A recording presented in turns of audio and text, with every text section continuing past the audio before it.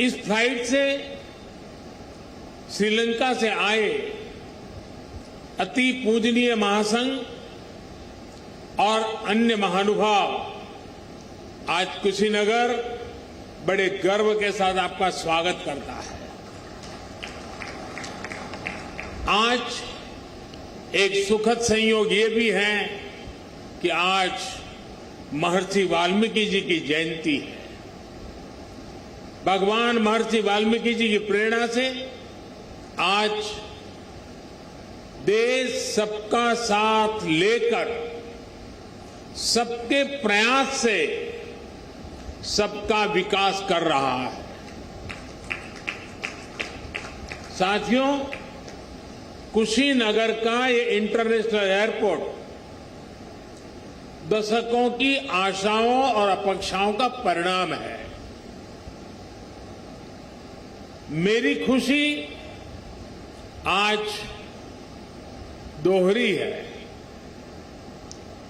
आध्यात्मिक यात्रा के जिज्ञासु के रूप में मन में संतोष का भाव है और पूर्वांचल क्षेत्र के प्रतिनिधि के रूप में भी ये एक कमिटमेंट पूरा होने की घड़ी भी है।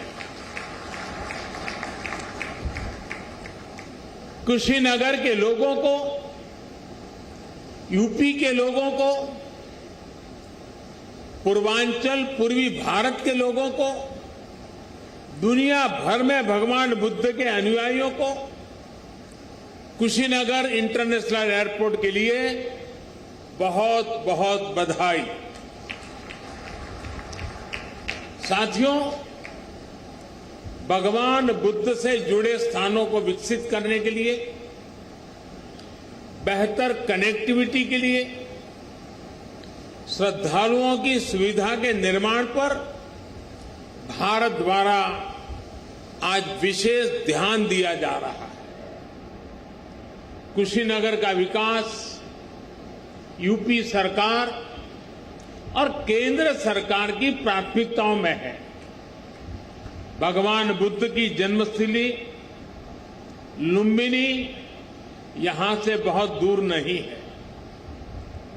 अभी ज्योतिरादित्य जी ने इसका काफी वर्णन किया है, लेकिन फिर भी मैं उसका पुनरावर्तन इसलिए करना चाहता हूं कि देश के हर कोने में एक क्षेत्र का ये सेंटर पॉइंट कैसे है, ये हम आसानी से समझ पाएं। कपिलवस्तु भी बिल्कुल पास में ही है। भगवान बुद्ध ने जहां पहला उपदेश दिया, वो सारनाथ की भूमि भी 100-250 किलोमीटर के दायरे में ही आ जाती है। जहां बुद्ध को ज्ञान प्राप्त हुआ, वो बोध गया भी कुछ ही घंटों की दूरी पर है। ऐसे में एक क्षेत्र सिर्फ भारत के ही बौद्ध अनुयायियों के लिए ही नहीं, बल्कि Sri Lanka, Thailand, Singapore, Laos, Cambodia, Japan, Korea, ऐसे अनेकों देशों के नागरिकों के लिए भी एक बहुत बड़ा श्रद्धा का और आकर्षण का केंद्र बनने जा रहा है। भाई और बहनों, कुशीनगर इंटरनेशनल एयरपोर्ट सिर्फ एयर कनेक्टिविटी का ही एक माध्यम नहीं बनेगा, बल्कि इसके बनने से किसान हो, पशुपालक हो, दुकानदार हो, श्रमिक हो, यहां के उद्यमी हो, सभी को इसका सीधा सीधा लाभ मिलता ही है। इससे व्यापार कारोबार का एक पूरा इकोसिस्टम यहां विकसित होगा। सबसे ज्यादा लाभ यहां के टूरिज्म को, ट्रैवल टैक्सी वालों को, होटल रेस्टोरेंट जैसे छोटे मोटे बिजनेस वालों को भी होने वाला है।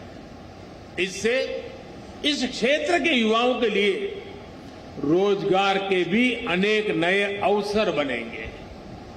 भाई और बहनों, पर्यटन का कोई भी स्वरूप हो, आस्था के लिए, आनंद के लिए, आधुनिक इंफ्रास्ट्रक्चर इसके लिए बहुत ज्यादा जरूरी है।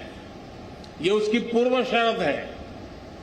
Infrastructure, rail, road, Airways, waterways, infrastructure का ये पूरा स्ट्रक्चर, उसके साथ साथ hotel, hospital, internet, mobile connectivity का इंफ्रास्ट्रक्चर, सफाई व्यवस्था का, सीवेज ट्रीटमेंट का प्लान, ये भी अपने आप में वही इंफ्रास्ट्रक्चर है।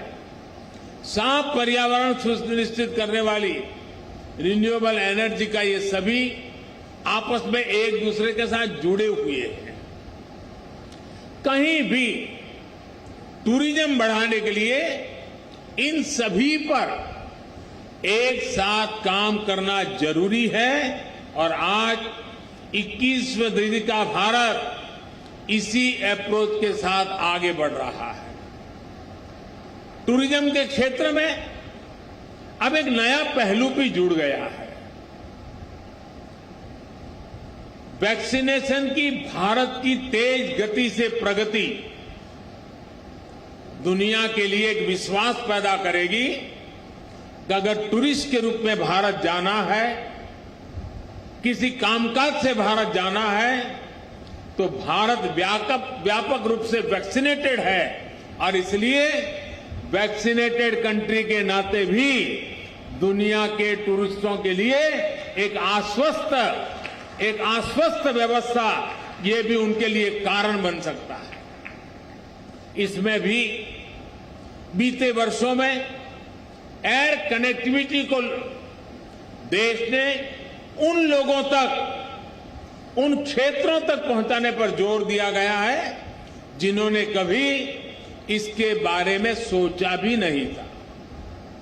इसी लक्ष्य के साथ शुरू की गई उड़ान योजना को 4 साल पूरे होने आ रहे हैं।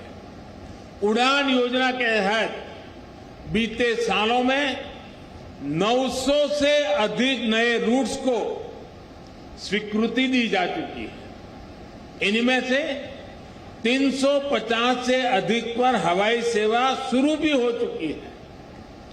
50 से अधिक नए एयरपोर्ट या जो पहले सेवा में नहीं थे, उनको चालू किया जा चुका है। आने वाले 3-4 सालों में कोशिश ये है कि देश में 200 से अधिक एयरपोर्ट, हेलीपोर्ट और सी प्लेन की सेवा देने वाले वाटरड्रोम का नेटवर्क भी देश में तैयार हो।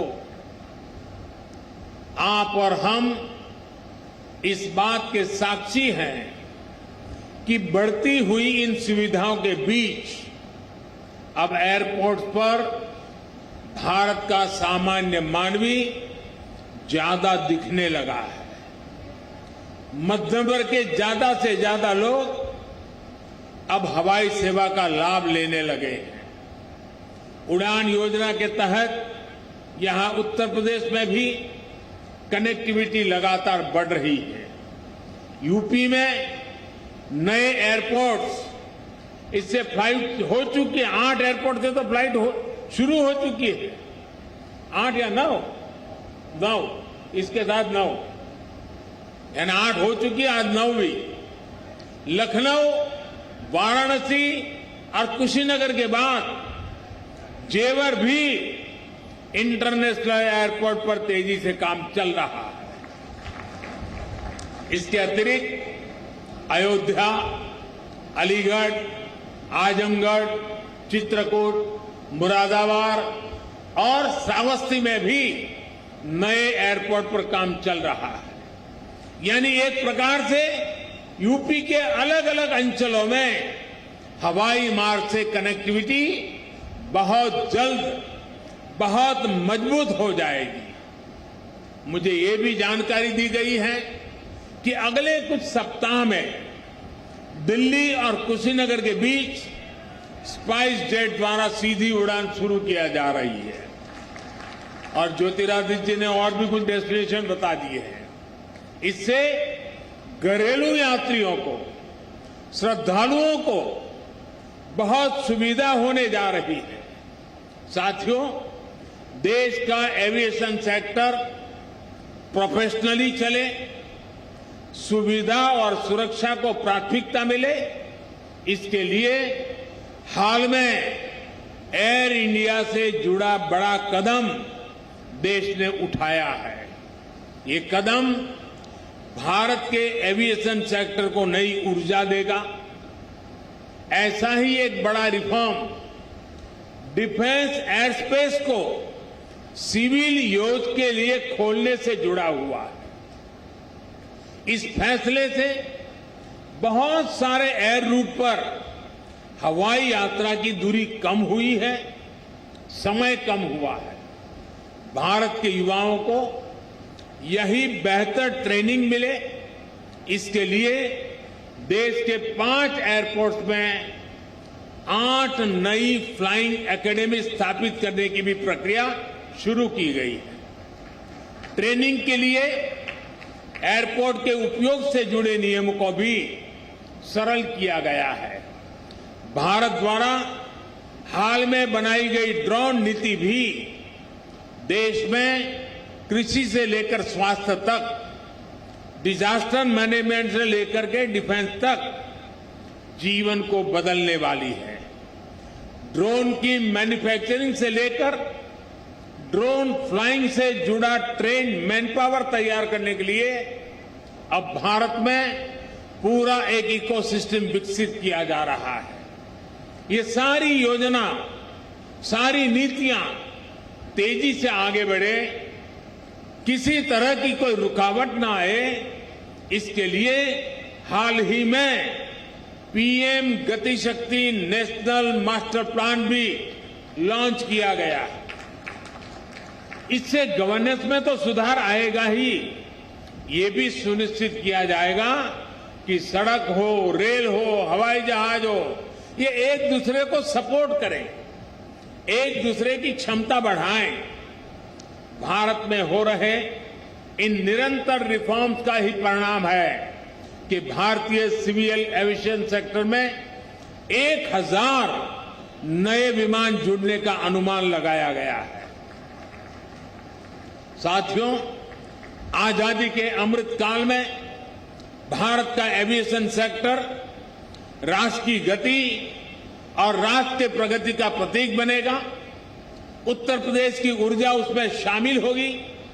इसी कामना के साथ एक बार इंटरनेशनल एयरपोर्ट के लिए मैं आप सबको, दुनिया भर के बौद्ध के अनुयायी देशों के नागरिकों को बहुत बहुत बधाई देता हूं। यहां से मैं देश और दुनिया से आए बौद्ध भिक्षुओं से आशीर्वाद लेने जाऊंगा और फिर यूपी के इंफ्रास्ट्रक्चर के अनेक और प्रोजेक्ट का लोकार्पण का भी मुझे सौभाग्य मिलेगा। फिर एक बार आप सबका बहुत बहुत धन्यवाद।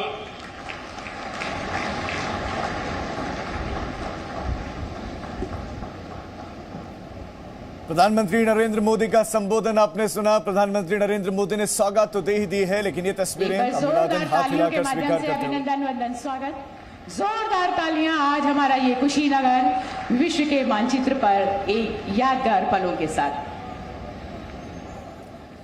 तो सौगात दे दी है प्रधानमंत्री नरेंद्र मोदी ने। ये कहा कि एक व्यापार का इकोसिस्टम बनकर तैयार हो रहा है। आने वाले वक्त में उनकी प्राथमिकताएं क्या क्या है, आने वाले दिनों के लिए वो प्राथमिकताएं भी प्रधानमंत्री नरेंद्र मोदी ने बताएं। और ये कहा कि जो टूरिज्म का क्षेत्र है उससे सिर्फ वही नहीं, दूसरे क्षेत्र भी इससे विकसित होंगे। किसानों को इसका फायदा मिलेगा, व्यापारियों को इसका फायदा मिलेगा। और अब एक छोटे से ब्रेक का वक्त हो चला है, जल्द लौट रहे हैं।